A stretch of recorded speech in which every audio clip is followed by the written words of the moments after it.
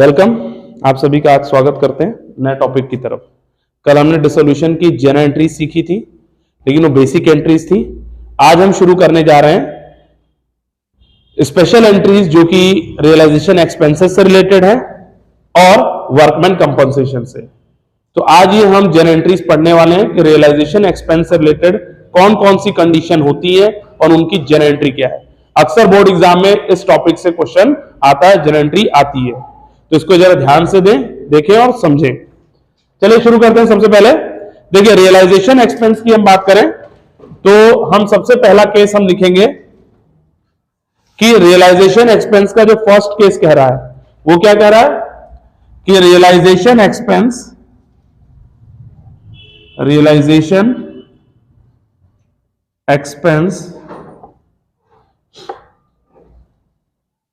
borne by firm and paid by firm। ठीक है,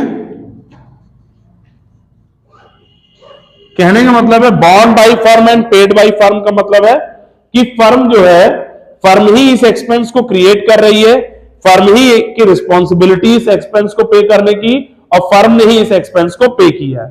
आ गई बात समझ में? तो इस केस में जन एंट्री क्या बनेगी आपकी?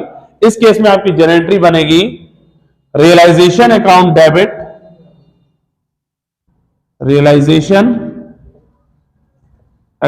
Debit, to bank account. ठीक है, ये होगी इस केस की entry.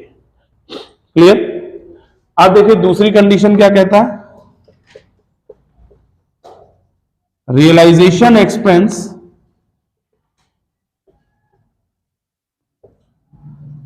borne by firm and paid by partner।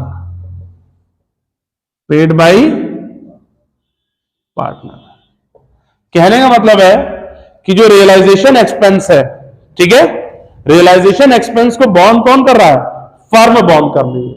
Means firm की रिस्पॉन्सिबिलिटी थी उस एक्सपेंस को पे करने की, लेकिन अल्टीमेटली उसको लास्ट में पेमेंट किसने किया? पार्टनर ने पे किया। आ गई बात समझ में? तो इस केस में आपकी एंट्री क्या बनेगी? इस केस में आपकी एंट्री बनेगी realisation account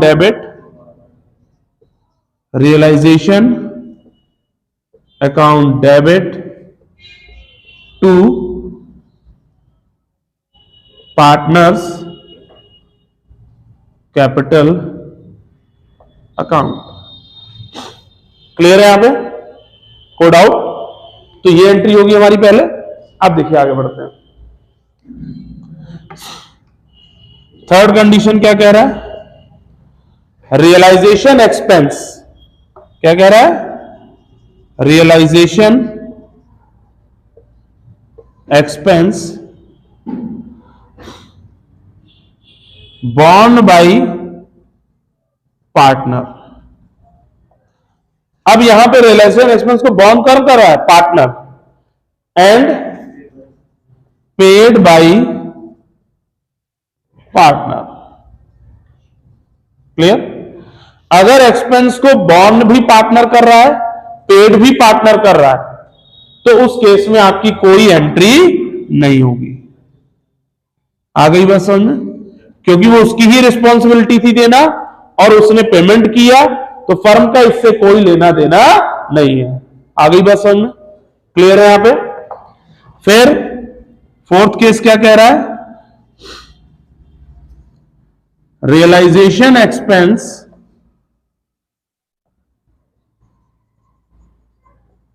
borne by partner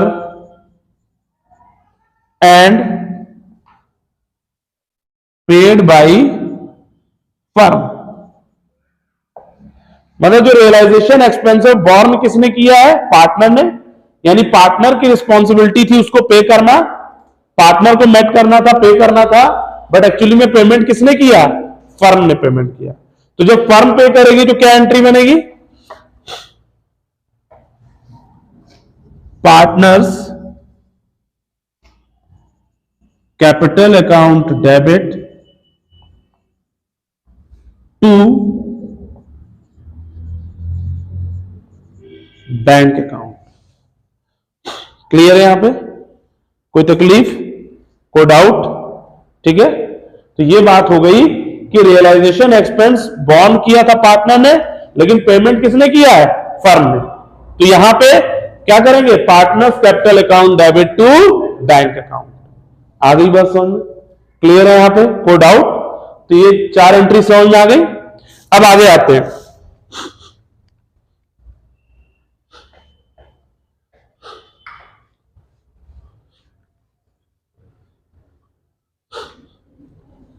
अब जरा मेरी बात को यहां ध्यान से समझिएगा, ठीक है? हम यहां पे क्या कर रहे हैं? पार्टनर को रेम्युनरेशन दे रहे हैं। क्या दे रहे हैं? रेम्युनरेशन। अगर सिंपल सी बात कह रहा है कि remuneration paid to the partner, क्या कह रहा है? Remuneration paid to partner. ठीक है, केवल इतनी बात कह रहा है।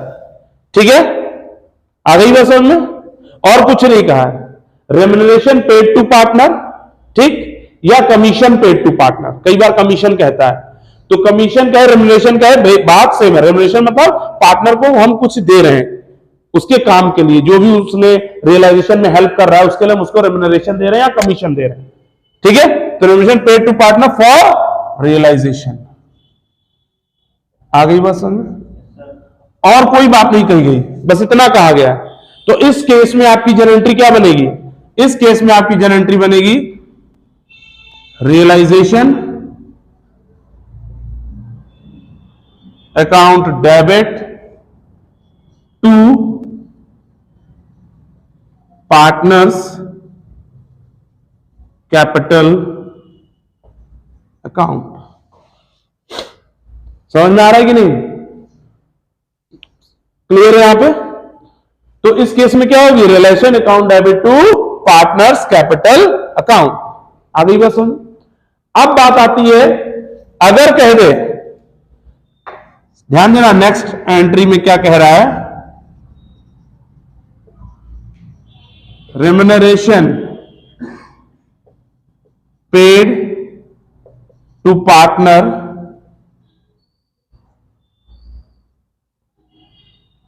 To bear realisation expense. कहने का मतलब है कि हम पार्टनर को रेम्युनरेशन दे रहे हैं, किस लिए? जो भी रियलाइजेशन एक्सपेंस आएगा अब उस पार्टनर की रिस्पॉन्सिबिलिटी है।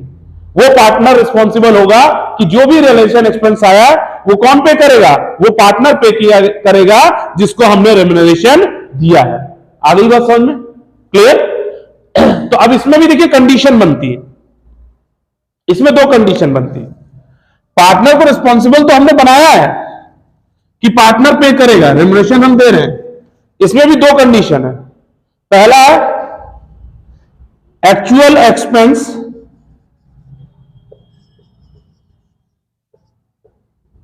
Paid by partner. ठीक, एक कंडीशन यह है कि रेम्युनरेशन दिया गया है और जो भी एक्चुअल एक्सपेंस आ रहा है वो कौन पे कर रहा है? पार्टनर पे कर रहा है। दूसरी कंडीशन क्या कह रहा है कि actual expense paid by firm. कौन पे कर रहा है? फर्म पे कर रही है। ठीक है, तो दोनों कंडीशन है यहां पे। इधर ध्यान दो, actual expense paid by partner and actual expense paid by firm.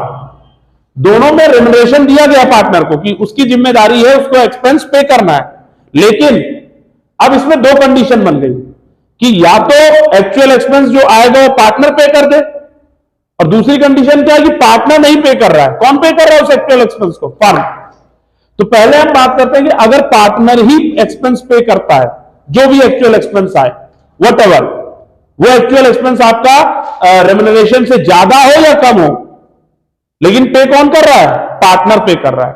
तो जब पार्टनर पे करेगा, अगर आपका ध्यान दीजिएगा यहां पे, इसमें क्या है? आपकी 2 कंडीशन है। पहली, ठीक है, पहली इसके अंदर भी दो कंडीशन है। पहला क्या कह रहा है कि actual expense is more then remuneration. ठीक, आ गई बात समझ में। दूसरा क्या कह रहा है, actual expense is less then remuneration. ठीक है, तो आपका एक्चुअल एक्सपेंस ज्यादा हो रिम्यूनरेशन से या फिर कम हो, दोनों ही केस में entry will be same. Entry same होगी कब, जब पार्टनर पे कर रहा होगा। कौन पे कर रहा होगा, पार्टनर पे कर रहा होगा। अगर एक्सपेंस को, एक्चुअल एक्सपेंस को पार्टनर ने पे किया है, अब वो एक्सपेंस चाहे रिम्यूनरेशन से ज्यादा हो या कम हो, एंट्री क्या होगी, सेम। क्या एंट्री होगी, उस केस में आपकी एंट्री होगी realisation account debit to partners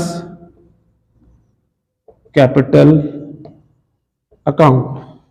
ठीक है, क्या होगा, realisation account debit to partners capital account. और अमाउंट कौन सा आएगा यहां पे, अमाउंट कौन सा आएगा यहां पे जो हम अमाउंट शो करेंगे वो आएगा अमाउंट ऑफ रेम्यूनरेशन आएगा। कौन सा अमाउंट आएगा, रेम्यूनरेशन। यानी हम अज्यूम कर लें कि मान लीजिए एक्चुअल एक्सपेंस है 10,000 रुपए और रेम्यूनरेशन था 15,000 रुपए। ठीक है, ओ सॉरी, यहां पे रेम्यूनरेशन कम है, तो आपका रेम्यूनरेशन कितना 8,000 और एक्चुअल एक्सपेंस आया 10,000। ठीक, अब यहां पे क्या होगा, तब भी आप अमाउंट यहां क्या लिखोगे, 8,000 रुपए लिखोगे। और बाय द वे आपका एक्चुअल एक्सपेंस हो जाए 6,000 और रेम्यूनरेशन है 8,000, तो भी आप यहां जो एंट्री यही करेंगे और अमाउंट क्या आएगा, 8,000 ही आएगा। आ गई बात समझ में, कोई दूसरा कुछ डालने की जरूरत नहीं है, क्योंकि पेड बाय पार्टनर है। पार्टनर की रिस्पॉन्सिबिलिटी वो एक्सपेंस पे करने की। अब वो कम हो जाए तो पैसा जो बच गया उस पार्टनर का, और ज्यादा हो गया तो अपनी जेब से भरे, फर्म उसके लिए रिस्पॉन्सिबल नहीं होगी। क्लियर है यहां पे, किसी को डाउट है। अब आते हैं पेड बाय फर्म के केस में। किस केस में आते हैं, पेड बाय फर्म के केस में।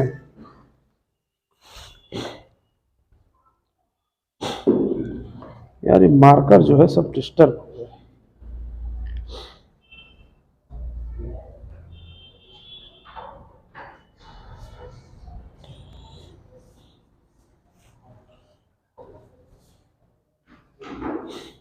तुम लोग सामने बैठ जाओ यार, तो मेरे लिए भी ठीक है, मैं ऐसे इससे देखता हूं।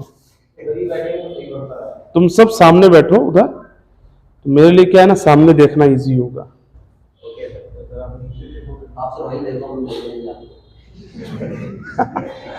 चलो, तो अब हम क्या कर रहे हैं, अब हमें करना है actual expense paid by firm.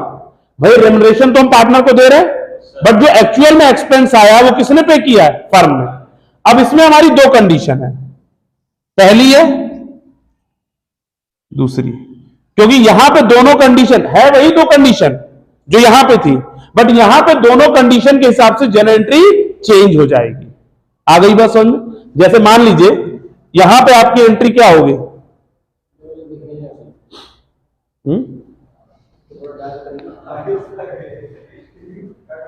बहुत नहीं दिख रहा है, इनको बढ़ाइए।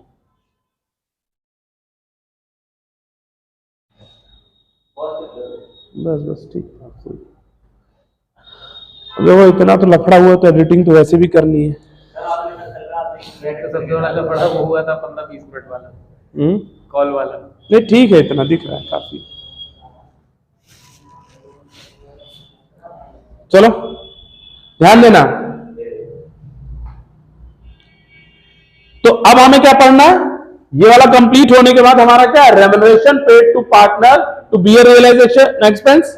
मतलब रेम्यूनरेशन दिया जा रहा है पार्टनर को, सारे रियलाइजेशन एक्सपेंस बियर करने की रिस्पॉन्सिबिलिटी किसकी है, पार्टनर की। अब इसमें दो कंडीशन है, यहां पे क्या करें, actual expense paid by firm. अभी आपने देखा कि अगर पार्टनर ही उस एक्सपेंस को पे करता है तो उसके लिए सिंगल एक एंट्री है, वो हमने देख लिया कैसे होगा। लेकिन अगर वो एक्सपेंस जो हो रहा है एक्चुअल, वो कौन पे करेगा? फर्म।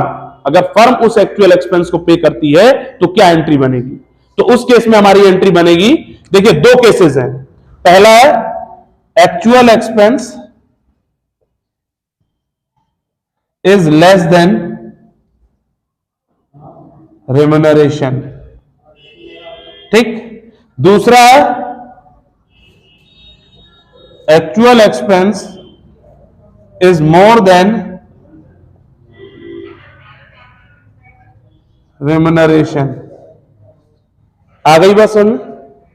क्लियर? तो कहने का मतलब है यहां पे एक्चुअल एक्सपेंस क्या है? लेस देन रेम्यूनरेशन है, और यहां पे एक्चुअल एक्सपेंस मोर देन रेम्यूनरेशन है। तो दोनों कंडीशन बदल गई। तो अब जरा देखिए यहां पे क्या है, हमने एज्यूम किया कि हमारा जो एक्चुअल एक्सपेंस है वो कितना है? हमारा 8,000 रुपए, और हमें क्वेश्चन में रेम्यूनरेशन दिया है वो 10,000 रुपए। अब इस केस में देखिए जनरल एंट्री आपकी क्या होगी, इस पे ध्यान दीजिएगा। यहां पे आपकी जनरल एंट्री बनेगी रियलाइजेशन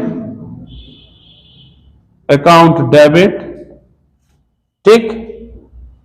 फिर उसके बाद to partners capital account, to bank account. अब देखिए अमाउंट कैसे आएगा। आपका रेम्यूनरेशन कितना था? 10,000। तो हम रेम्यूनरेशन जो रियलाइजेशन में जाएगा वो 10,000 जाएगा, बट एक्चुअली में जो फर्म का एक्सपेंस आया वो कितना है? 8,000। और उसको पे किसने किया? फर्म ने। फर्म जब भी एक्सपेंस पे करेगी तो टू बैंक करके ही आएगा। क्या करके आएगा? टू बैंक करके ही आएगा जब भी फर्म एक्सपेंस को पे करेगी। क्लियर? तो यहां पे 8,000 रुपए आ गया आपका टू बैंक में, और अब क्रेडिट साइड कम हो रहा है 2,000 रुपए। तो जो 2,000 रुपए क्रेडिट साइड कम हो रहा है वो किसको ट्रांसफर होगा? Partners capital. आ गई बस समझ? यानी बचा हुआ 2,000 हम पार्टनर को ही देंगे। तो आ गई बस समझ में? क्लियर? भाई हमने पार्टनर को कहा था 10,000 रुपए रेम्यूनरेशन देंगे तुम्हें ये रिलेशन एक्सपेंस करने के लिए। अब जब एक्सपेंस हुआ तो उसका पेमेंट तो फर्म ने कर दिया ना 8,000 रुपए, तो पार्टनर को हमें पूरा 10,000 देने की जरूरत ही नहीं है। हम पार्टनर कितना देंगे? केवल 2,000 रुपए।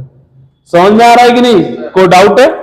तो ये हो गया अगर आपका एक्चुअल एक्सपेंस रेम्यूनरेशन से कम है, और उसको पे कौन कर रहा है? फर्म। पेड बाय फर्म की कंडीशन में। समझ में आ रहा है कि नहीं? अब जरा इसको देखिए आप, ठीक है। इस केस में हम क्या करेंगे, इसको रफ कर दो। आपकी एंट्री क्या बनेगी? इस केस में हमारी एंट्री क्या होनी चाहिए? इस केस में मान लीजिए आपका एक्चुअल एक्सपेंस है वो आपका 12,000 रुपए, और आपका रेम्यूनरेशन कितना है? 10,000 रुपए, ठीक है। अब क्या है? आपका एक्चुअल एक्सपेंस रेम्यूनरेशन से ज्यादा है। अब जब आपका एक्चुअल एक्सपेंस रेम्यूनरेशन से ज्यादा है तो जाहिर सी बात है फर्म को पे किसने किया? फर्म ने। तो देखो एक चीज ध्यान रखना, फर्म ने पे किया तो टू बैंक आना निश्चित है, और रियलाइजेशन डेबिट में होना निश्चित है। अब डिपेंड करता है, हमें यह पता करना है कि पार्टनर्स कैपिटल डेबिट में होगा या क्रेडिट में। तो देखो कैसे होगा। आप क्या एंट्री लिखोगे? Realisation account debit. अब पार्टनर्स क्या होगा? यहां पे डेबिट होगा। Partners capital account debit to bank account. अब अमाउंट देख लो कैसे आएगा भाई। बैंक में आएगा आपका टोटल कितना?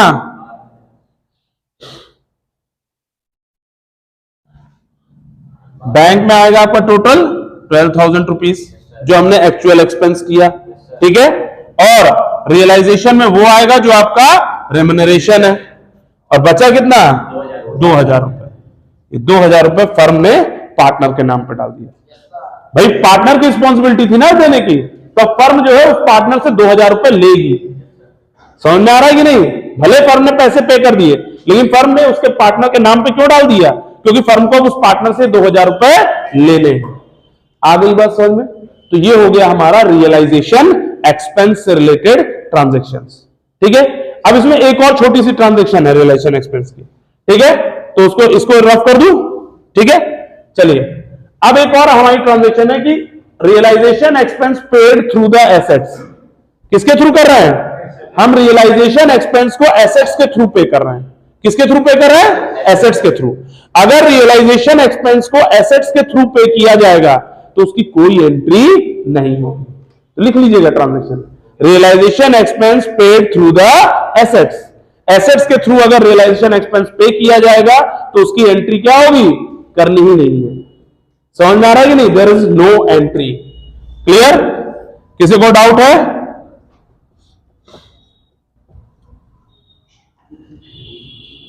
Realisation expense paid through assets, तो इस केस में क्या है? No entry. समझ में आया कि नहीं? बोलिए, किसी को डाउट है? किसी को प्रॉब्लम, कोई दिक्कत? चलिए, तो ये हो गई हमारी रियलाइजेशन एक्सपेंस से रिलेटेड ट्रांजैक्शंस। समझ में आ गया?